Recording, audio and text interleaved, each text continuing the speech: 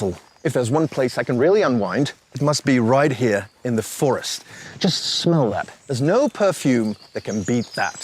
Forests are wonderful, by the way. They're a source of food for animals and insects. They heighten biodiversity, and they play a crucial part in battling global warming. But how exactly do they do that? To get an answer to that question, I'm meeting up with Professor Joris van Akker from Ghent University.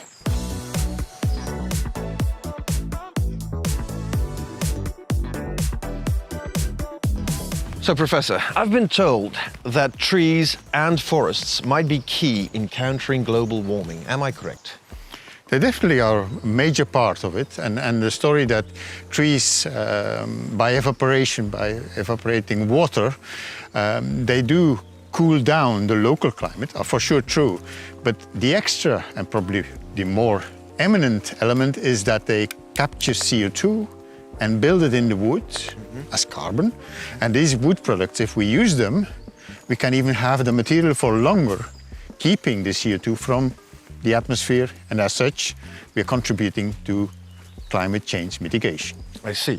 Okay, so if I'm looking at these trees right here, they are actually holding CO2 in them under the form of carbon. Right? Okay. So let's say we want to make long life products with these, sustainable products as well, furniture, but you could talk about timber construction as well. They all contain CO2 as well and carbon, which will not be diffused in our atmosphere. Correct. And as long as we use this material, and we probably should always try to get them from the forest which is sustainably managed, so that we only focus on that what is growing and we capture only that volume or that material. But in the phase of using the material, as long as we can use it, it's keeping the CO2. But also recycle, reuse, and in the end we will still have the energy there, but we also will be replacing, substituting other materials like plastics, like steel, like concrete, which are requiring more energy to get to a final product. In this sense, we also lower the need to have CO2 in our atmosphere and getting more solutions for climate change. So correct me if I'm wrong, but wood is just a fantastic product. It's fantastic in the fact that it can be so versatile and used in so many applications. But it's even more fantastic because it is renewable. So we can get it from nature, we can regrow it, and it's never getting exhausted like you have materials that are mineral or related to iron ore or these things. We definitely can regrow it and substitute some of these materials in many, many applications. So it's actually a fantastic modern product, although we know it since very long. Excellent, Professor. Thank you so much for your time. I might just go and pop in at Unilin Group because they use wood as one of their raw products, of course, and they might have some answers to my questions. Thank you so much.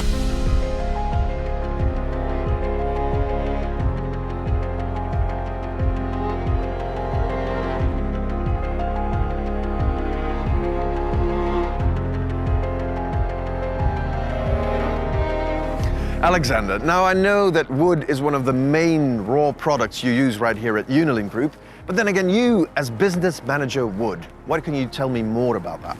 Unilin Group is a worldwide reference in interior design and construction, and wood is the main raw material for our chipboards, MDF panels, decorative wall panels, quick-step laminate and parquet. Okay, I gotcha. Now, I've been looking around here. You don't have that many forests here, so where does this wood come from? Yeah, exactly, and that's Unilin's strength. We treat our raw materials in a very creative and sustainable way, where many other people would see only waste. We see a valuable raw material to make a beautiful product out of. Most of the wood-based products that we have at Unilin Group, such as MDF, HDF and quick-step laminate, are made from recovered wood. Recovered wood means, for example, roadside trimmings, leftovers from sawmills, or wood that is coming from sustainable forest management. Sustainable forest management means that no trees are chopped in protected areas. When they are chopped, it is done in a controlled way, for example, to give room for a younger tree to grow. Okay. And that is actually also the case for the logs which you see here on our site. They are actually too thin or crooked to be used in a traditional application, such as a board or a furniture. Yeah. And this way, Unilin Group manages to give this wood a new high-value application. And this way we save it from being burnt and lengthen the lifespan of the wood. That's excellent. So nothing goes to waste. What do you use this wood for then? We take the wood and we chip it into very small fibers. Then we compress it under a high pressure into an HDF or MDF panel, which in turn is used as a basis for a quick step laminate. And this way, actually, we store the CO2 which is captured into the wood into our products. So if you install a quick step laminate floor in your house, you're also storing the CO2 in your house and you're contributing into the fight against climate change. That's a win-win for everybody then.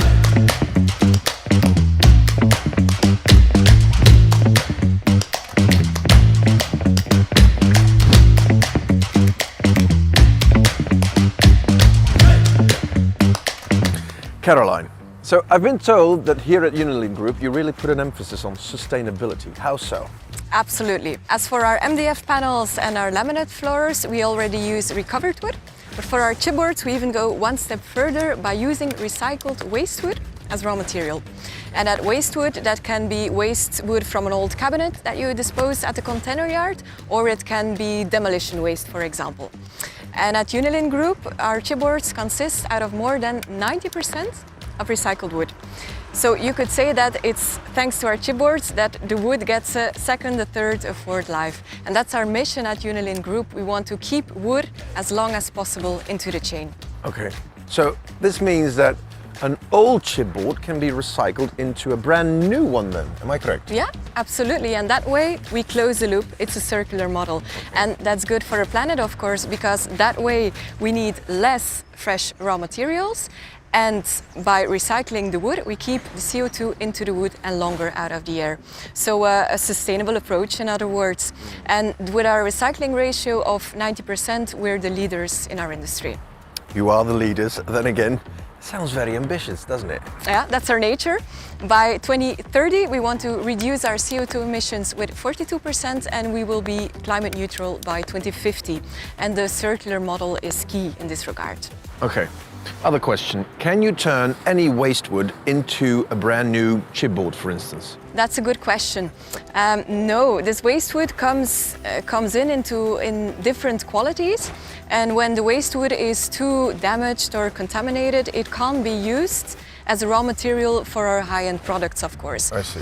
But at UNILIN Panels, we have well-advanced cleaning processes to upgrade as much as waste wood as possible into raw materials for our products. And that's needed because we recycle almost 1 million tons a year. And we invested more than 40 million euros over the last years into this process. Okay, then how does this go? What's the process? It's a combination of techniques. We have magnets, wind sifters, we even use infrared lights to do the sorting of the streams. Wow, that sounds very science fiction. We talked about chipboards. What about MDF? Maybe first the difference between a chipboard and an MDF. The difference is in the size of the wood fibers, whereas in an MDF board the fibers are much finer than they are in a chipboard. Until recently, actually, there was no solution to recycle MDF or laminate floors on an industrial scale. But recently we found the solution, a world breakthrough, based on our own research and development. A world premiere? Indeed. Okay, so what could you tell me about that one then? My colleague Laurent Meersman will be happy to tell you everything about Excellent, Caroline. Thank you so much.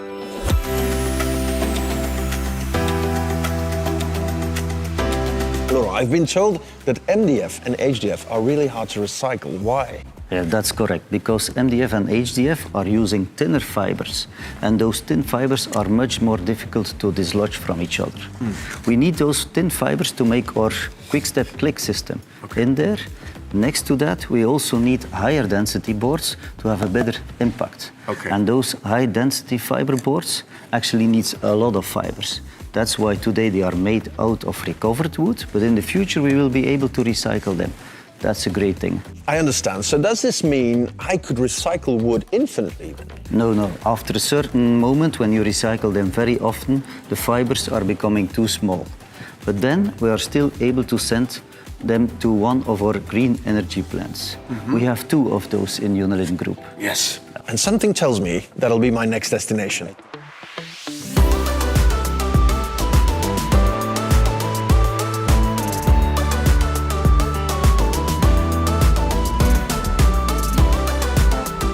Stephen, Unilin Group recycles up to 1 million tons of wood every year. Then again, what happens to non-recyclable wood? Well, for that, the Unilin Group has established a joint venture together with Aspiravi, a green energy producer, and established two companies, two green energy power plants, ANS Energy and ANU Energy. In both power plants, we use or we convert the non-recyclable waste wood into green power.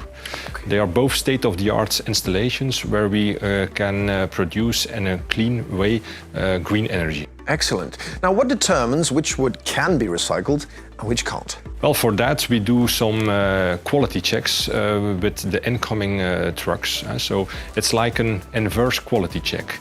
We have a look whether the wood is contaminated enough to be non-recyclable so that we can use it. Okay. When we get some deliveries where the trucks or the waste wood is not contaminated enough, then we refuse it and we shift it back to the Unilin Group where they can make products out of it. Excellent. The wood that is no longer recyclable at Unilin Group is converted into green energy by burning it.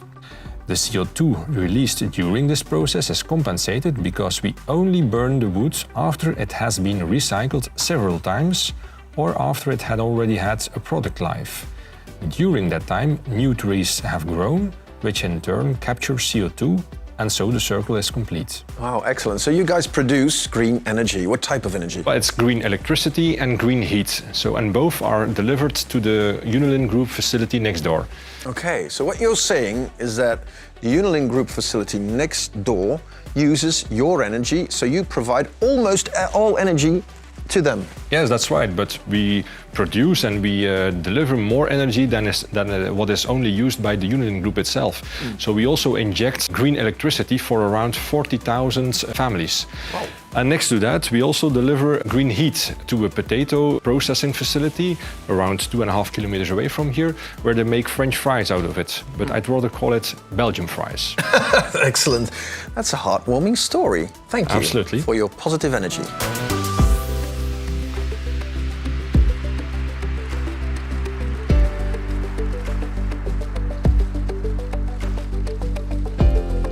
The bottom line is, wood is an amazing product and crucial as a weapon in our battle against global warming. Trees extract CO2 from the air, they store it in their wood, and even if you make a piece of furniture out of it or a floor, then the CO2 remains stored.